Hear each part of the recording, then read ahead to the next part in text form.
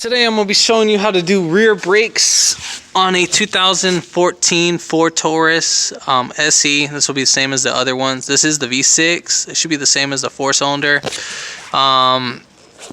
This is the manual brakes. This is not the electronic brakes. So first spot, we're going to be jacking up right here. We're going to jack it up from the lower control arm area. Either or, you can either do one side, but I was able to lift up both sides right there, as you can see. Jack stand points, you can put one jack stand right here, or where you see that bolt right there, that big bolt, I think that's a 19mm, you can put the other jack stand right there. I would put it right there, more of a support area. Alright, so we're going to go ahead and take off our lug nuts. We have the car up in the air. I'm going to be using, you can either use a 19mm or a 3/4.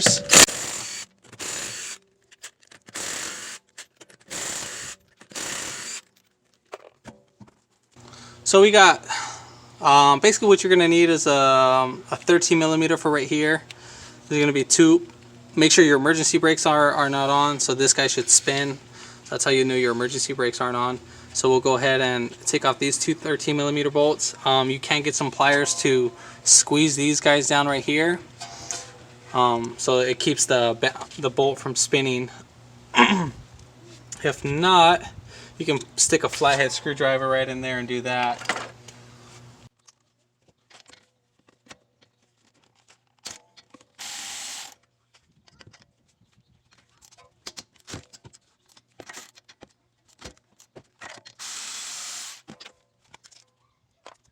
And so at this point, you kind of want to get a flathead screwdriver, pry this guy right back, right in between there, and just work your way in and out.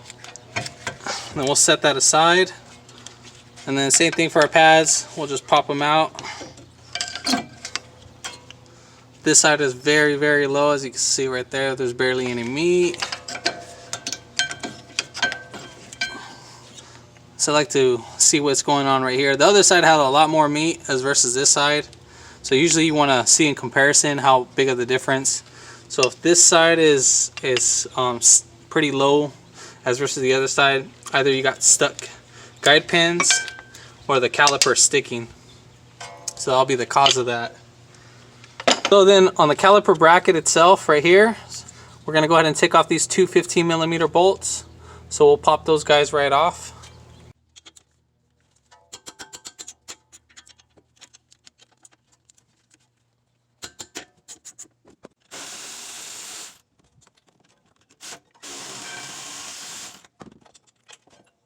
And then right here on the rotor, we need a star bit. So you're going to be using a T40. So it's a little star right here.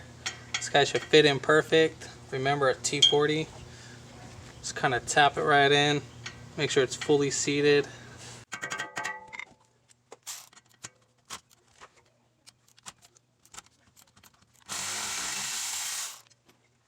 And now if your rotor's stuck, you can get a hammer and just bang on it until it's free.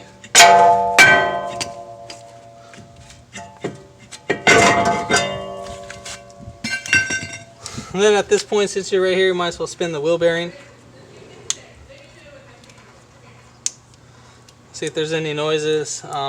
This one I hear a noise too, so unfortunately it's not that bad, but I mean, it is getting there. Same thing on the other side. So yeah, at this point we're kind of ready to reverse the order. We're going to go ahead and press in the caliper. Now this is a spin-in type of caliper. I'm going to be using this tool right here. You can get this tool from AutoZone. Part number is 27111. They'll have this in the rental department. And then the one that you need, so they'll have like a little adapters right there. So I'm using letter E. You would stick that right on there. Should be magnetized. And then this guy will just slide in right here. And then we'll basically open this up a little bit, so as much as we can squeeze that guy right in. So we're gonna put those little indentations, the little nipples, we're gonna put them in the notches right here. See how there's a notch right there, and then another notch. Then we'll slide in this back plate right there.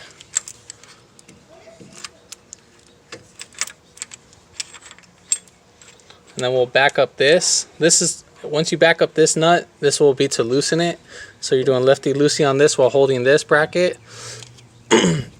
So you can put some pressure on this plate. So as we spin this, this guy's gonna start loosening up. So we're gonna push and spin at the same time. So push and spin. Now if your boot starts catching, just how you saw right there, just back it up and then start again. So push.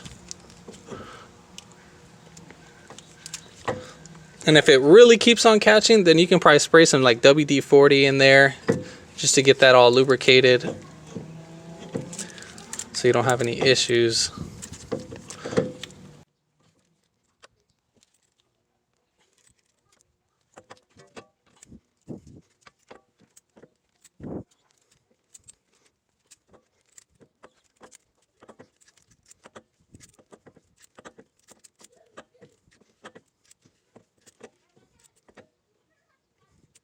So now we're pretty much bottomed out. Now we'll go ahead and tighten this nut. And now we're gonna go ahead and spec this guy right here.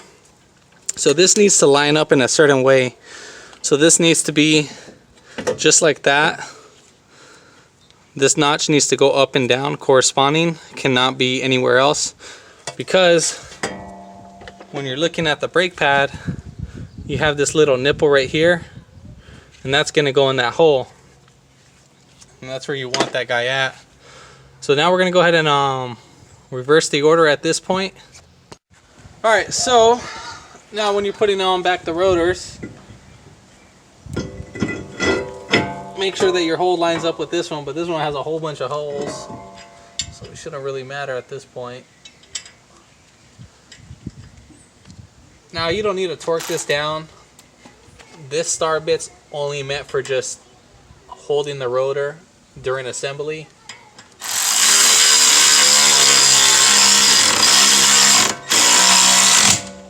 So one thing I forgot to mention in the video, if this guy stripped, you can drill it all out.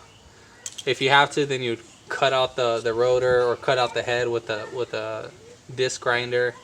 I think these guys are heated treated, so they're a little bit more harder to drill out in that part.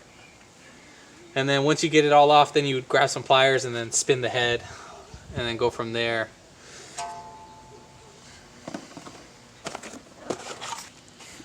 Alright, so now we're going to go ahead and replace the hardware kit. If you don't have the hardware kit, no biggie. Make sure that these guys aren't loose. These guys are still good, but we're going to go ahead and replace them. So we'll go ahead and pop these guys out. Make sure you pop one at a time, because obviously there's one, so you don't want to mix them all up. So you see how they go. So you want to get get the same one that looks the same, so you don't mix up anything.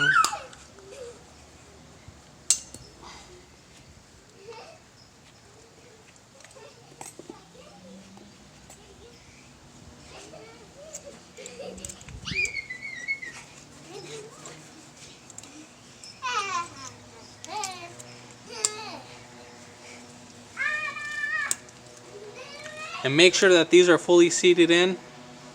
After you're done doing that, you're going to go ahead and pull these push pins back right here. And then we're going to check them out. We'll go ahead and re-grease them. These are actually pretty good. So I'll go ahead and add some grease right there to them. You can use the grease that AutoZone gives you or whatever parts store.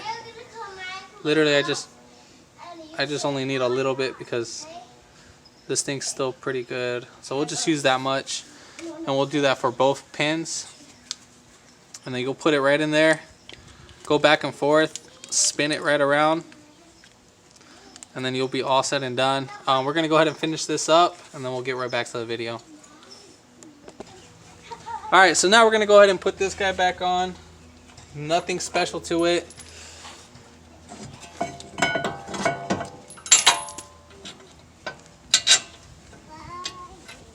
So you want to thread these guys in by hand first. Obviously you don't want to cross thread anything.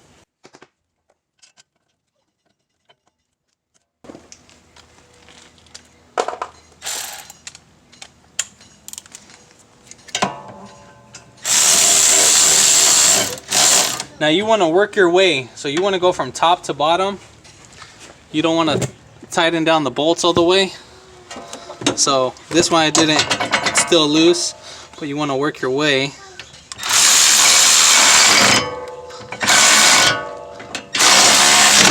So we'll start off from right there, and just like that, so we make sure we're out of place, centered and not out of place.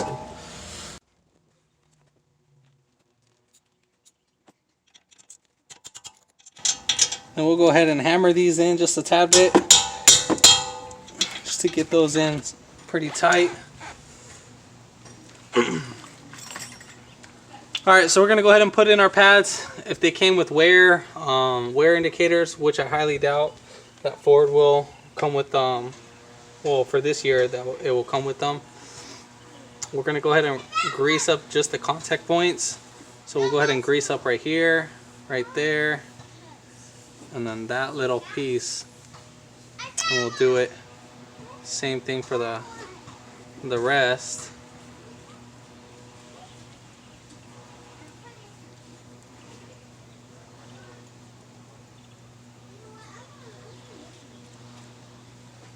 Now if you don't have grease, that is no biggie, but you will be having the car squeak later on down the road.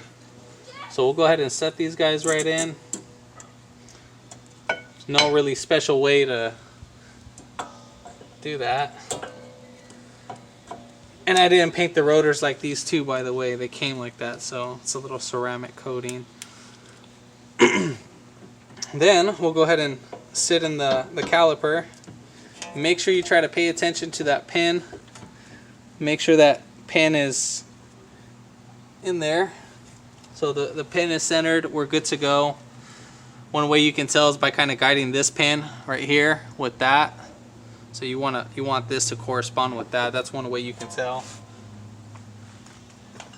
So those both match up. We'll go ahead and tighten up the bolts.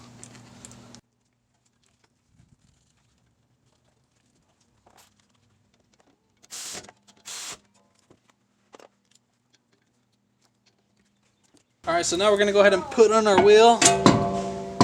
Now, if you're having a hard time aligning this, you can hook up your emergency brake and to lock it.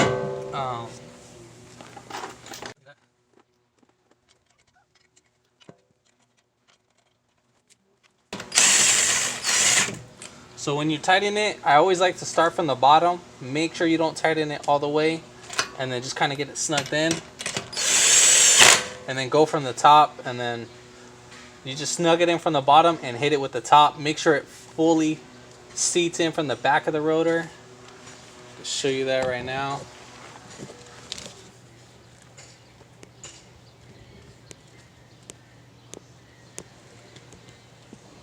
You want it to fully seat in. So it may look like it has a space, but it's not. So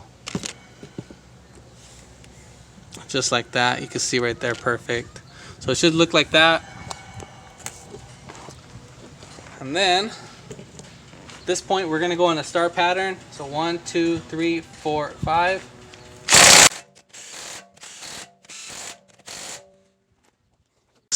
All right, so once you're done with the brakes, what you're gonna go ahead and do is you're gonna go in the car, and then you're gonna go ahead and pump up the brakes. Start the car, pump up the brakes. Now the pedal is gonna go all the way down to the floor. Don't be scared. What you're doing right now at this point, you're building pressure in the brake lines, and you don't need to top any fluids off. Just it's a sealed system, so if you tried adding fluid in that previous time, all that fluid is gonna pour right back out. So when you start pumping up the brakes, all the reservoir is going to go down, and then the brakes are going to get hard. Make sure both calipers are on at the same time. That is, both are fully seated in, and you don't have it off the vehicle. But if this video helped you out, give it a thumbs up, comment down below if you have any questions, and hit that subscribe button for more upcoming videos in the future. And thanks for watching.